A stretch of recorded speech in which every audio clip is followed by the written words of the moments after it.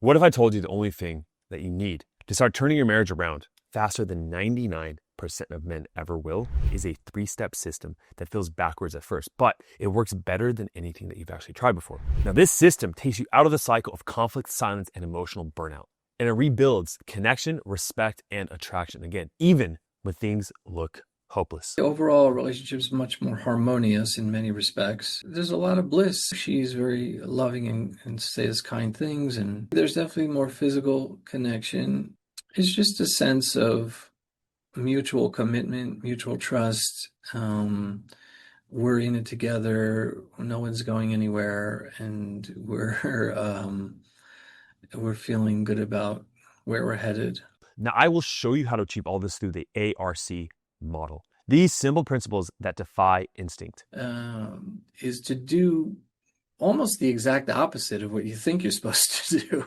And the second one stops every single argument in its tracks. That guard for drops, the tone softens, and she starts responding to you with trust again. And then it was like nothing happened. Like there was no residual after that. And so I knew at that point that something was different. One of my clients, Lawrence, had to overcome a massive hurdle in winning his wife back. He had to face a side of himself that most men spend years denying, the storm of anger that could turn any room into a battlefield. I was having a little bit of a crisis where I had a kind of a blow up with my wife where I was totally out of control and angry, this kind of thing. And this was a pattern that was happening, fortunately, not very often, maybe once or twice a year, but nevertheless, enough of an issue where it was, getting out of hand. After his last explosion, he did what most men are really told to do. He went to therapy hoping it would fix the fire inside, yet the same trigger kept burning. The previous blowout that was really significant was about 2 years before that, after which I immediately got into therapy.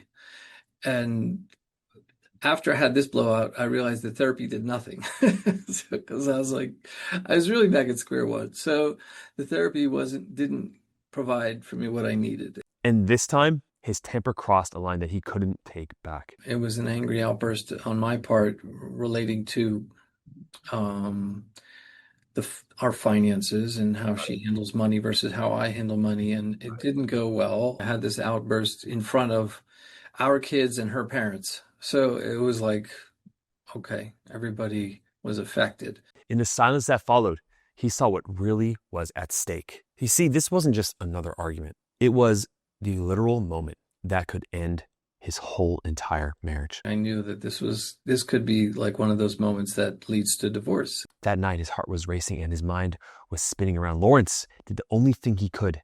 He went looking for answers. This time I really was like in a frantic search of like what to do. I started looking stuff online and I just somehow randomly came across a video of yours. And the video, it was a YouTube video. And that moment hit like lightning, right?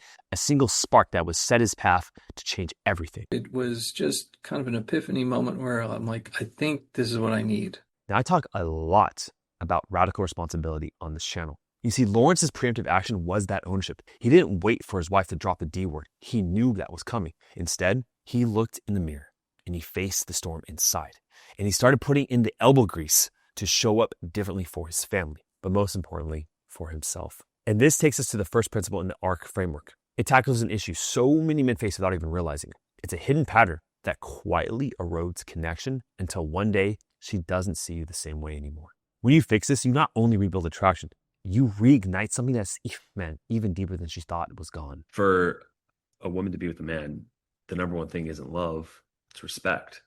For this first principle, I want Lawrence to explain it to you. And I continue to try to embody the concept of the masculine, the divine masculine, not the toxic masculine, but by not falling into the traps, I guess you could call them the nice guy traps, right? Yeah.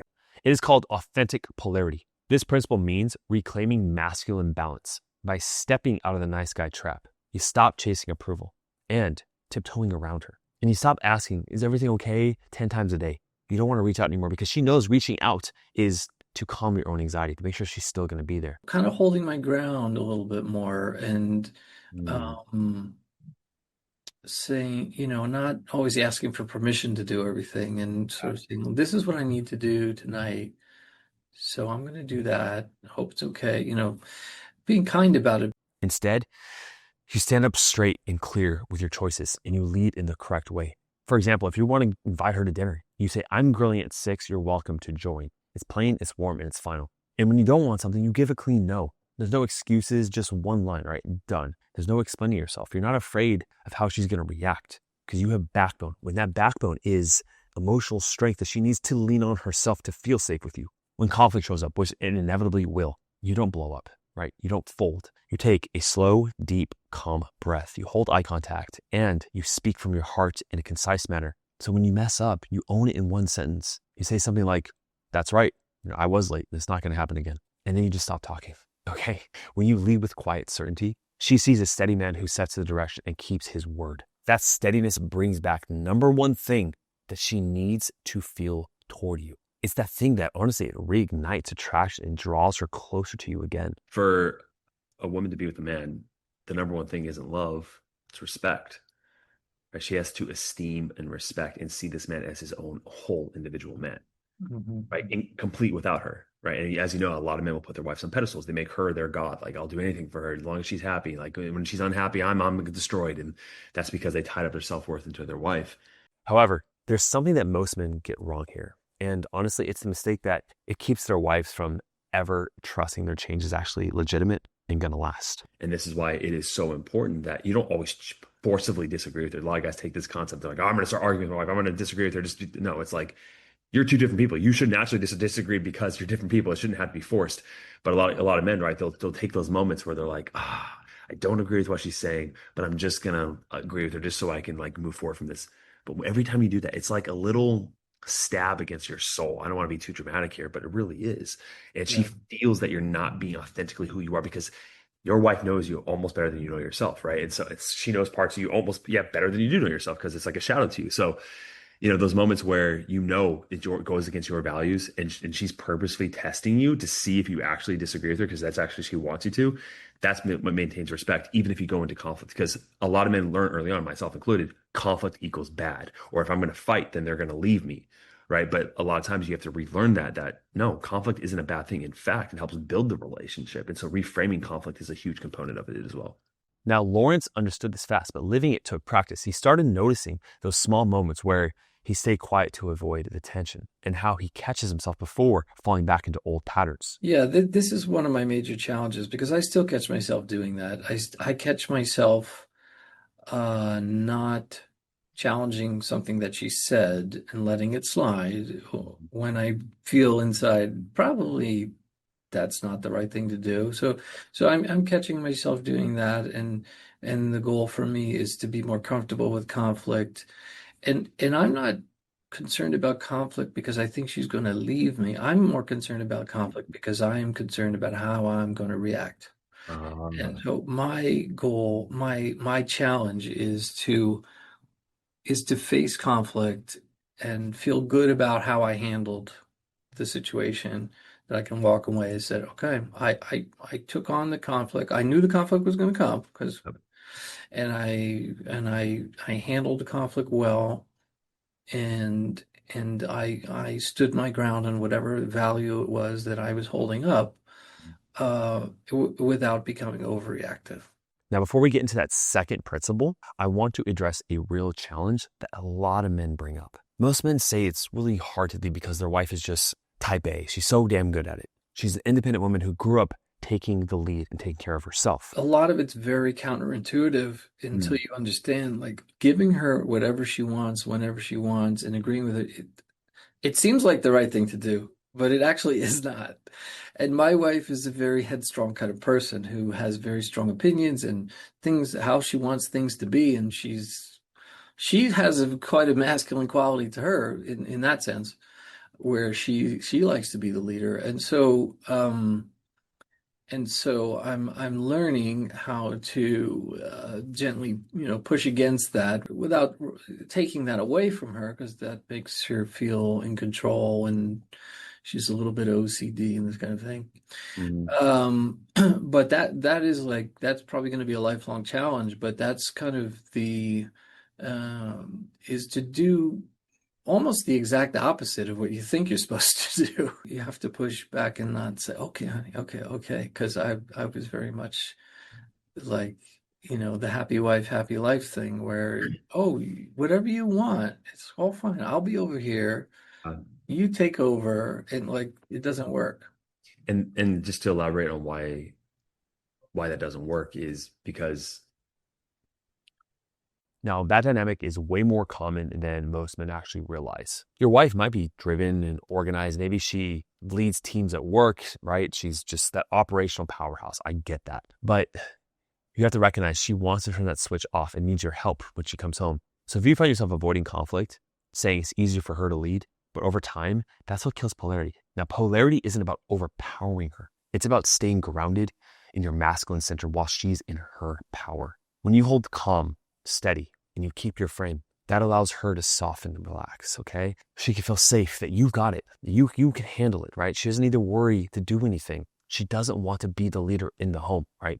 She wants to know that she can trust you. Trust me when I say that. So when you apply this second principle, you gain the power to stop the blowups cold, right? Before they even start. And you create that kind of calm that makes her nervous system just relax around you. And then it was like nothing happened. Like there was no residual after that. And so I knew at that point that something was different. Lawrence sums it up in, honestly, with one word. I am much more vigilant about it, which is for number one, is I'm getting more aware earlier so I don't let things escalate. And a lot of it, comes from kind of the stuff that you taught us, which is really about changing your mind frame as to what's going on in the other person's head, seeing the other person with more sympathy and empathy, trying to get their story, and some of the meditation stuff really helps to sort of be meta aware of what's going on in your brain. And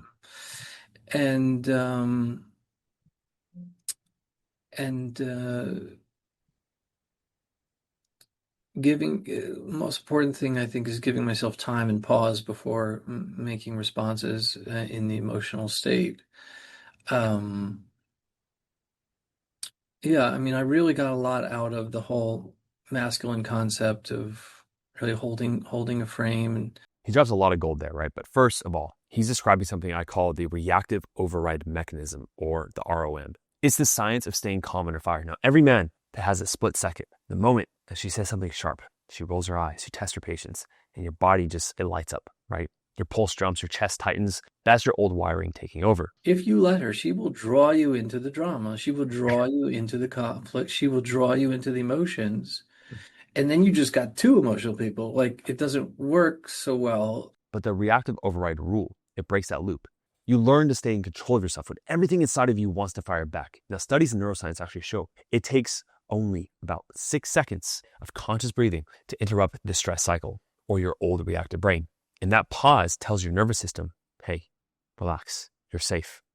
And when your body stays safe, hers follows. And here's what it looks like from the outside. You pause before speaking, okay? You take one slow breath in your nose for about 7 seconds. And as you exhale, you drop your shoulders, because I guarantee you that like this, when you're tense and reactive, okay? You look at her in one eye instead of turning away. And you listen long enough to understand why she's upset. Truly see the emotion under the words. Not the words, but how she feels. And that's what Lawrence meant by holding frame. He stopped letting her emotion decide his. So when she tested him, as she always would, as your wife always will, he stayed steady. He didn't defend or try to match her tone or bring up logic or whatever it is, solve the problem. He breathed. He stayed calm and he spoke with certainty and validation and love from his heart. And every time you do this, your brain rewires a little bit more. Her nervous system starts to feel the steadiness and mirrors it back to you. Arguments will fade faster. Trust rebuilds faster.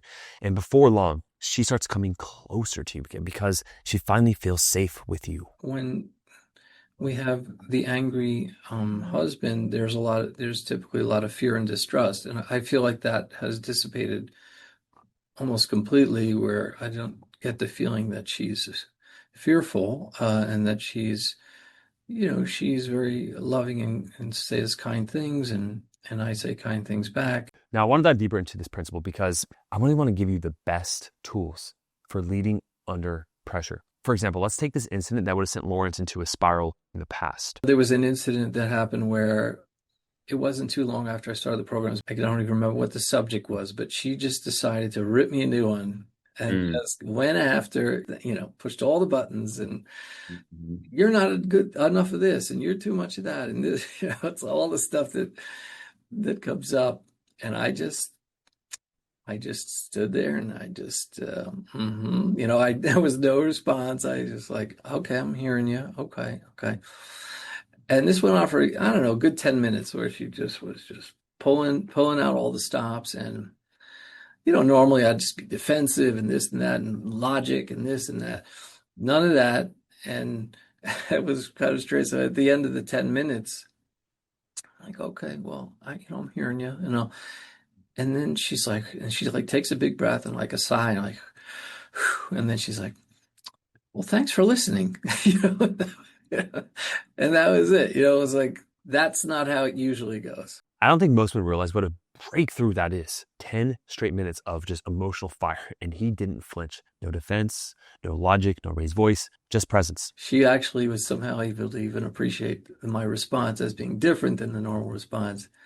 And she just had to get off my chest. And then it was like nothing happened. Like there was no residual after that. And so I knew at that point that something was different. And that's the power of ROM. When you train your brain and your body to stay calm, everything becomes clear. You pull in intuition and wittiness, and just the right words come naturally to you. Because when your mind stays clear, you can choose how to respond on the battlefield of emotion. That is a beautiful example of how the man leads the relationship, and how if you change your perception and response yourself, then you will get a different response from her in the way she follows, right? And how when we talk about reaction, right, it's that's just a word, but really what it is, it's this idea that of decades for all the men of responding a certain way after something happens, and it's automatic. That's the reaction, right? And so cultivating that, first of all, that understanding that, okay, I need to stop reacting, and then understanding like what causes the reaction, the trigger. And then when you're actually in the battlefield, right, or you're in the game, it's like, oh, it's happening right now. We're in it, right? And so you're like, I think I'm gonna choose a different response. And then when you get that immediate feedback from her, that's what just like creates this ripple effect moving forward. So how do you achieve this principle? Well, Lawrence actually shares 2 crucial insights himself that change everything for him. Now you'll benefit from the first one right here in our conversation. It's the idea of recognizing when this is a test. Mm-hmm. And I never thought of it in that frame before. Like, oh, this is a test now. I'm being tested. And that really helps to reframe things when you think of things as a test. And you just embrace it as that. And you want to pass the test. Like you want to pass the test. Like there's a motivation that you don't want to fail this test because you realize what's going on. She's not doing it to hurt you. She's doing it to check you, to see if the man standing in front of her is the same guy that she used to lose control for, right? She used to open up and perceive, okay? And she's obviously poking the bear. She's seeing, are you the same guy that made me feel unsafe? Are you still the same guy? I'm going to poke you to see if you have the same reaction. And then when you go, it's like, oh, he is changing. Okay. Yeah. That's like you're slowly building up this new image that she has in you or in her mind, slowly, one break at a time, right? Yeah, which allows her to feel safer. When you recognize her tests for what they are, man, it's her checking for safety. And when you recognize that's where she's coming from, it changes everything. You stop reacting. You realize that she's requesting things from you in disguise. You stay composed and you realize that she starts to feel that new version of you. One way to say this too, that's echoed in a lot of the concepts is, she wants to feel your strength. She wants to feel that masculine, certainty and power, because it's everything to her. It really is. And a lot of the times, the only way that she can feel that is to press up against you, right? How can she feel you if she doesn't press up against you? Now, that second piece of advice came from Lawrence when I asked him the question that I ask every single client: who's made it this far? Men who have done the work, faced themselves, and led their marriage forward. If you could go back a year from now and talk to yourself, like get in a time machine and give yourself a piece of advice, what would you tell yourself? Don't take it too personally. It's not about you. There's something else going on. It could be with my wife or someone else. Someone else has fear. Someone else has anxiety. Someone else has anger, someone else has insecurity, someone else has something going on, it's Yeah. probably not about you. Yeah. You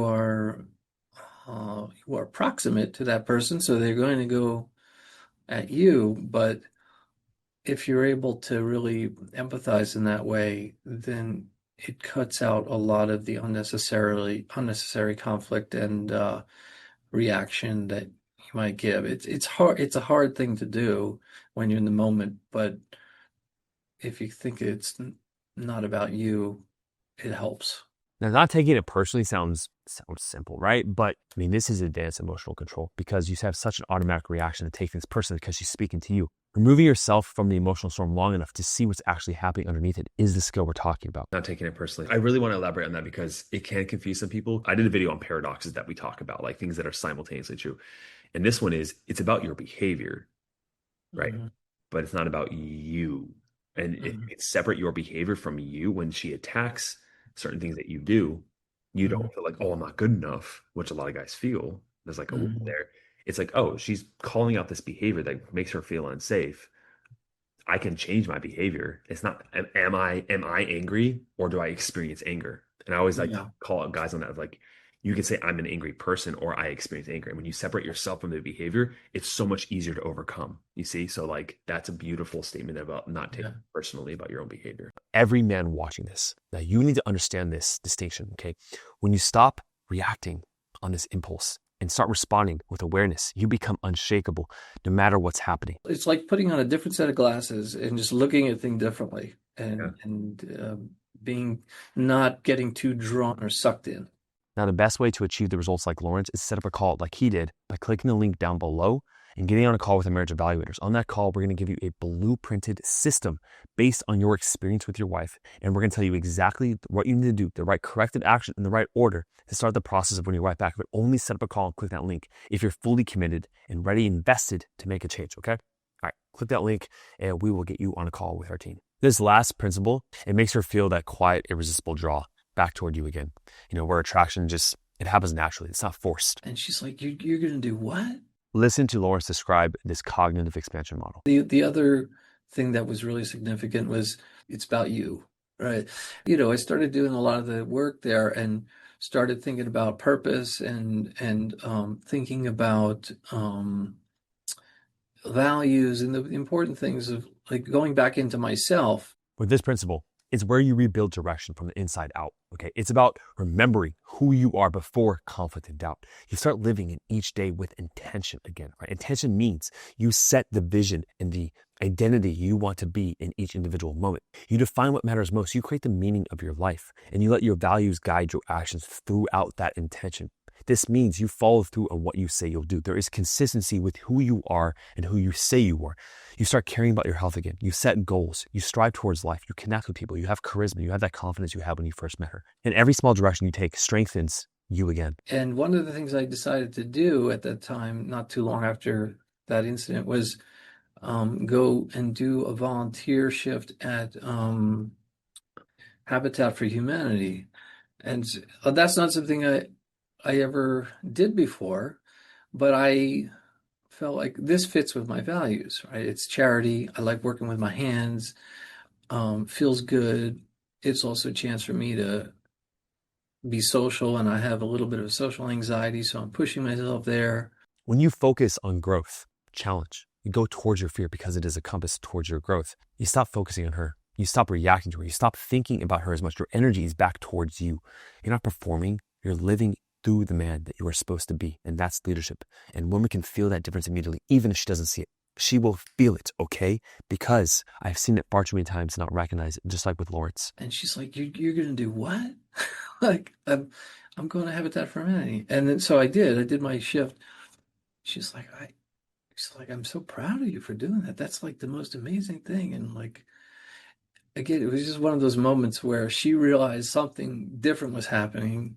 Now, I want to stress something here. He did not make these changes for her. He did it for his own self-worth. And because it came from that place, it registered to her on a deeper level. You see, she is intuitive. Intuit means to understand more than what's on the surface. Women know when your actions come from fear or when they come from love and conviction. I was just all about the work, and I wasn't trying to really even explain what I was doing or why I was doing it, or I wasn't, um, like we see a lot of the guys in the group, it's all about, hey, look at this, look what's happening here. Don't you see how great I'm doing? So I wasn't really, I didn't buy into that. So I was really very much inwardly focused, and not trying to justify anything. And so that's where that came from. It's not the actual action, it's the place it came from that you were doing because you wanted to be more in line with your values that you were creating for yourself. And she sensed that. And this is the essence of the cognitive expansion model. When you live from your internal direction, your internal compass, your purpose, your values, your discipline, the man you want to become, little things like your tone autocorrects, your presence, the energy field that you have, okay? And that's when your marriage starts to expand. The biggest win was, honestly, my brain has been rewired in a different way to think about not only marriage and relationship, but my life. I have different thoughts and ideas that I didn't have before. It's like you gave me a toolkit to use for the rest of my life. If you were to take one thing from Lawrence's story, I want you to take this. When you build yourself first, when you focus on the process of you, instead of focusing on getting her back, everything else will follow. Here's another story of another man that saved his marriage within our program. Highly recommend you watch that. Click the link down below to set up a call with our team. Thank you for watching. I'll see you in the next video.